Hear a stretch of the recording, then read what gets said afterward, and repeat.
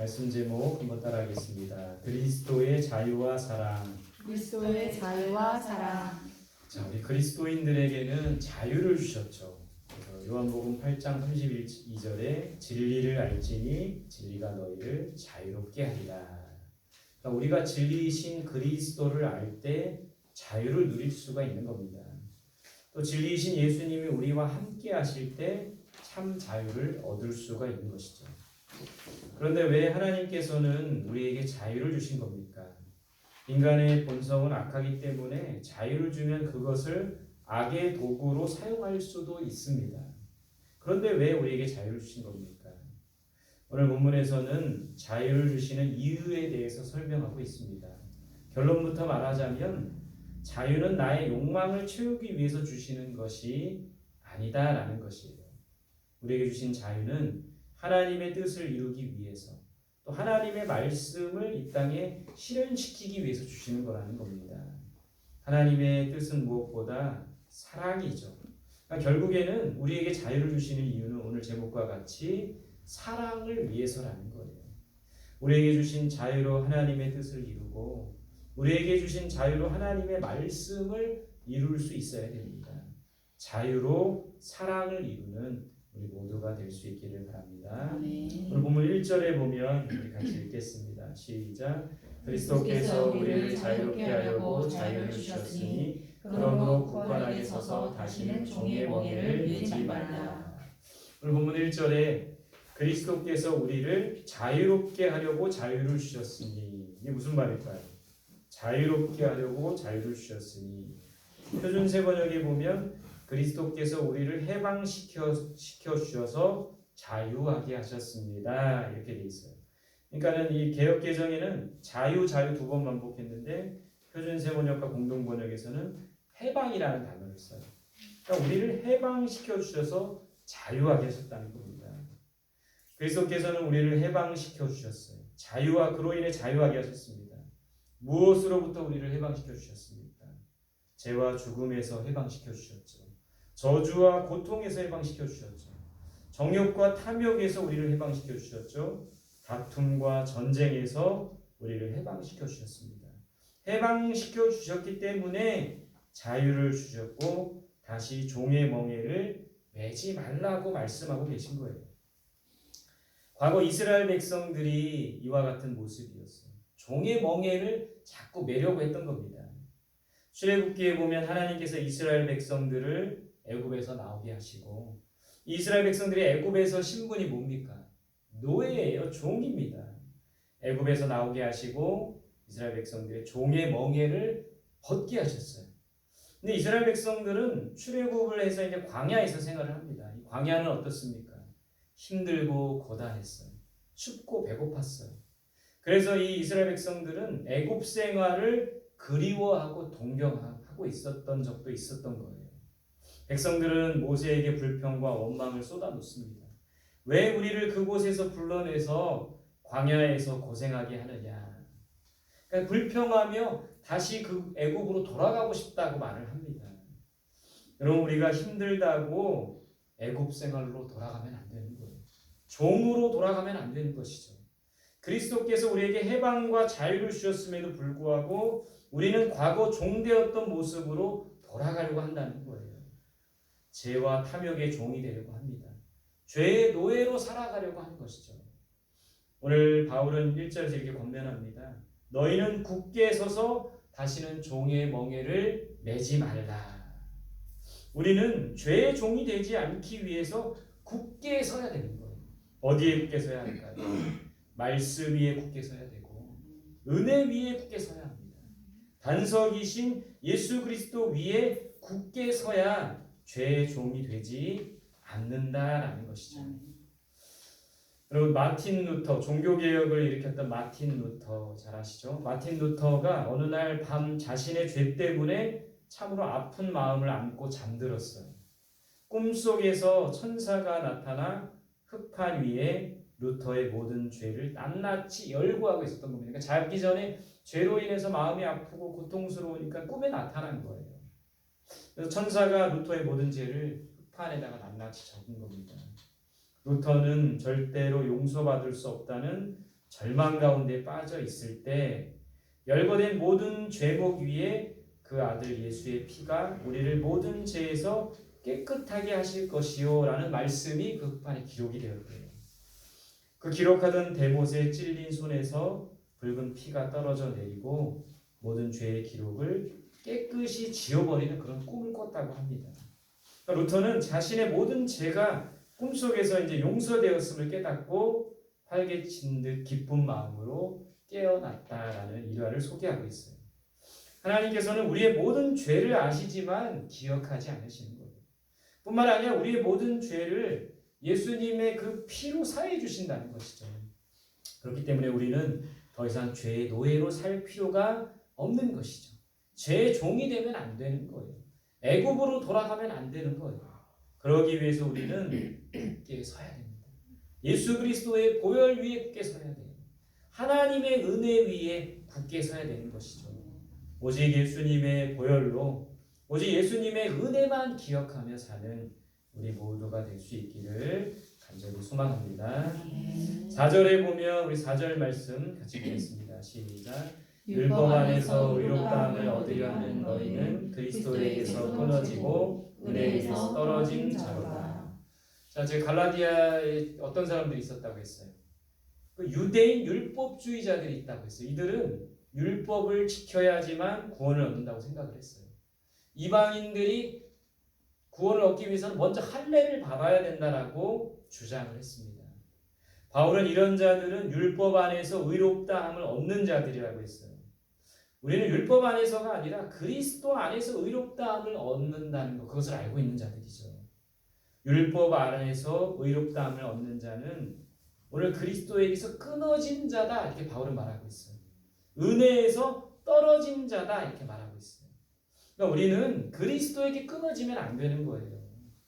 예수님께서 생명을 주시는 분인데 예수님에게서 끊어지면 생명줄이 끊어지는 겁니다. 병원에 가면은 스스로 호흡 못하는 사람들 인공으로 호흡할 수 있게끔 생명줄이잖아요. 마찬가지예요.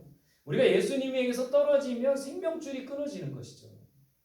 예수님께서 은혜를 주시는 분인데 예수님에게서 떨어지면 은혜에서 떨어지는 거예요. 우리가 하루하루를 은혜로 사는 자들이잖아요. 근데 은혜의 공급처가 떨어지면 어떻게 살아갈 수 있겠습니까? 우리는 율법이 아니라 예수님 안에 거해야 합니다. 율법을 지키는 것으로 만족하지 말고 예수님께 붙어 있어야 되는 거예요.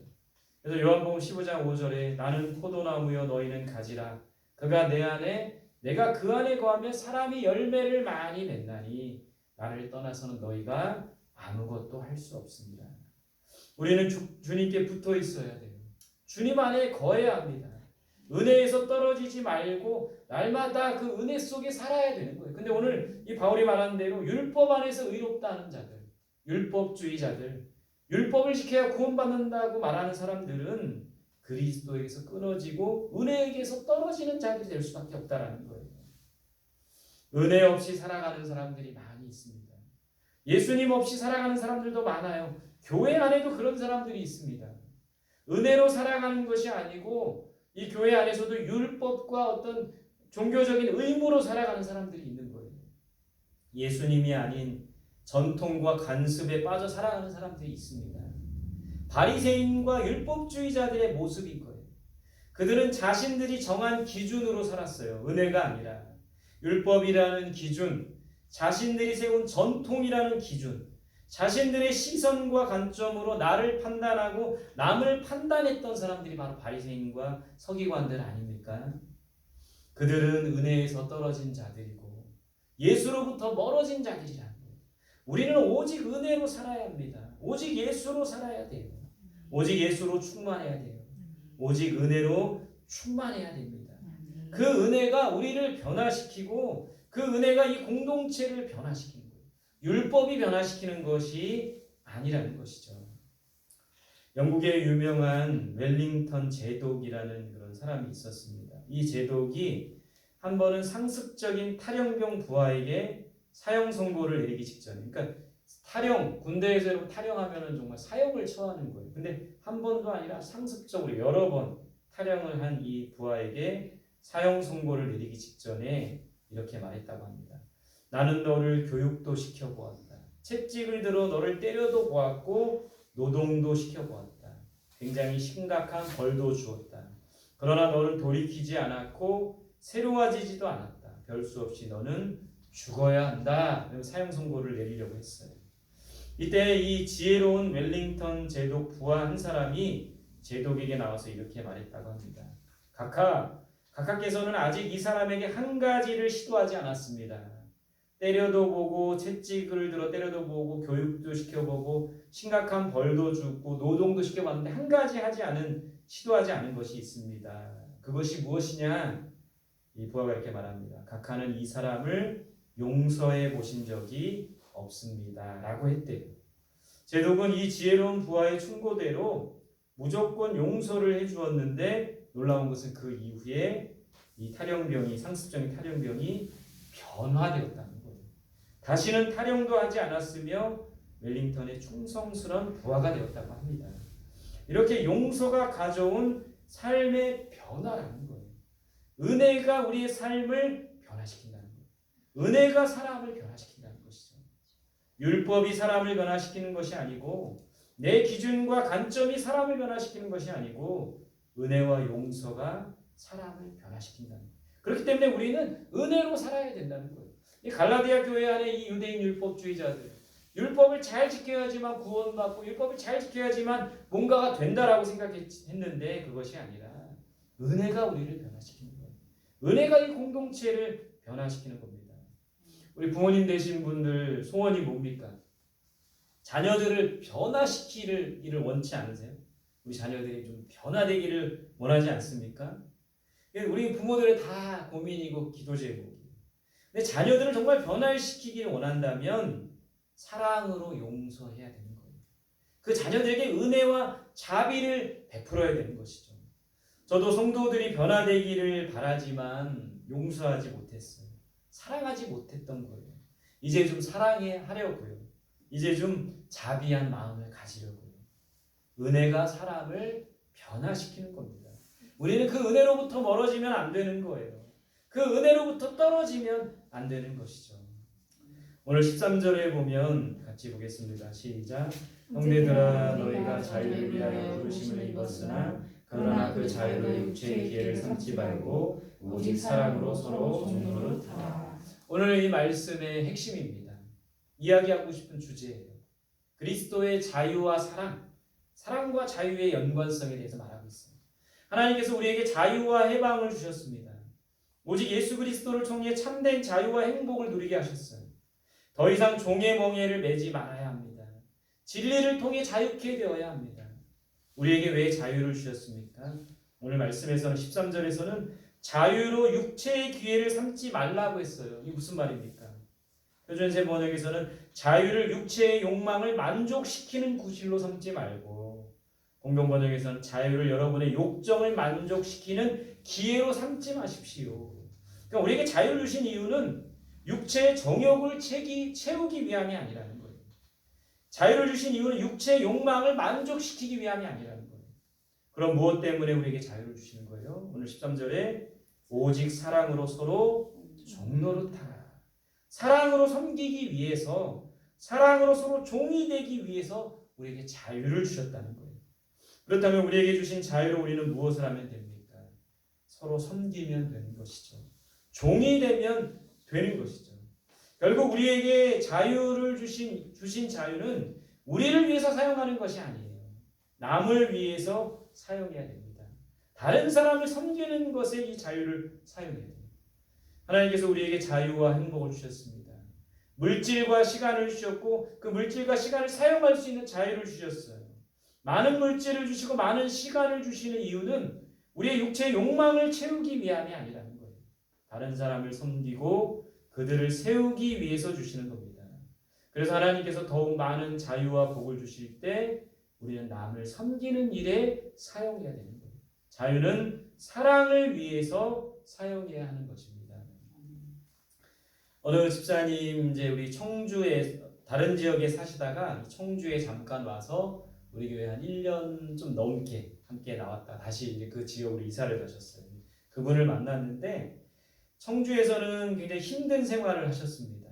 전에는 부유했지만 어려움을 겪고 청주로 와서 우리 교회 1년 좀 넘게 이 교회에 함께 와서 새벽에 기도하면서 은혜를 받고 다행히 회복되어서 가정이 회복되어 다시 그 지역으로 가셨어요. 그 집사님이 그런 얘기 하시더라고요. 고기가 먹고 그때 힘들 때 고기가 너무 먹고 싶었는데 살 돈이 없어서 오뎅을 먹으면서 고기를 대신했다고 합니다. 이사를 가셔서 다시 부유한 생활을 하시게 되었어요. 다행히도 회복되어서. 제가 어제 물어봤어요. 이제 고기 마음껏 드세요? 그랬더니 그렇다고 했어요. 다행히 마음껏 먹는데요. 이제 풍요로워져서 돈도 시간도 여유가 있게 되었다고 합니다. 그런데 전에처럼 그 많은 시간으로 많은 돈을 가지고 좋은 옷도 사고 좋은 먹을 거 좋은 데 찾아다니고 그런 것에 시간과 돈을 많이 쓰지 않는다고 합니다. 왜냐하면 하나님의 것이기 때문에, 그리고 그러한 것이 중요한 것이 아닌 것을 깨닫게 되었기 때문에 전에처럼 그렇게 막 좋은 옷 사고 좋은 거 먹으러 다니고 그런 것에 시간과 물질을 쓰지 않는데요. 그분의 말을 들으면서 우리에게 주신 이 자유는 하나님의 뜻을 이루기 위해서 또 많은 사람들을 섬기기 위해서 사용해야 된다라는 것을 깨닫게 되었다라는 거예요. 여러분, 우리에게 주신 자유와 우리에게 주신 많은 복과 은혜, 그 시간과 물질을 가지고 나의 욕망과 욕구를 채우기 위해서 그걸 사용하지 말고 정말 많은 사람들을 섬기기 위해서, 자유는 사랑을 위해서 사용해야 되는 거예요. 정말 많은 사람을 섬기기 위해서, 또 그들을 세우는 일에 하나님의 나라를 위해 하나님의 뜻을 이루기 위해 우리의 자유를 사용할 수 있는 우리 모두가 될 수 있기를 바랍니다. 14절 우리 마지막 읽어보겠습니다. 시작. 온 율법은 내 이웃 사랑하기를 내 자신같이 하라 하신 한 말씀에서 이루어졌나니. 갈라디아에서 말하는 이 율법의 문제, 바울은 한마디로 이렇게 정리하고 있어요. 율법은 내 이웃을 내 몸과 같이 사랑하라 하는 말씀에서 이루어졌다고 합니다. 하나님 사랑, 이웃 사랑, 이것이 우리가 지켜야 할 율법의 전부이죠. 결국 율법은 사랑을 통해 완성됩니다. 특히 이웃 사랑을 통해서 완성되는 거예요. 우리가 율법을 지키려 하기보다는 이웃을 사랑하는 일에 힘써야 돼요. 우리에게 주신 자유로 우리가 실천할 것은 이웃 사랑입니다. 우리에게 주신 물질과 시간과 모든 것은 이웃을 섬기는 일에 사용할 수 있어야 되는 거예요. 이것이 하나님께서 기뻐하시는 삶이고 하나님께서 원하시는 삶입니다. 이것이 바로 예수님의 삶의 모습이고 우리도 그렇게 살아야 된다는 거예요. 우리에게 주신 모든 자유로 이웃사랑을 실천하며 이웃을 섬길 수 있기를 바랍니다. 우리에게 주신 자유로 하나님의 뜻을 이루고 하나님의 나라를 세우며 주님의 몸된 교회를 든든히 세워나가는데 그것을 사용하는 우리 모두가 될 수 있기를 간절히 소망합니다. 함께 기도하겠습니다. 오늘 주신 말씀 우리가 붙들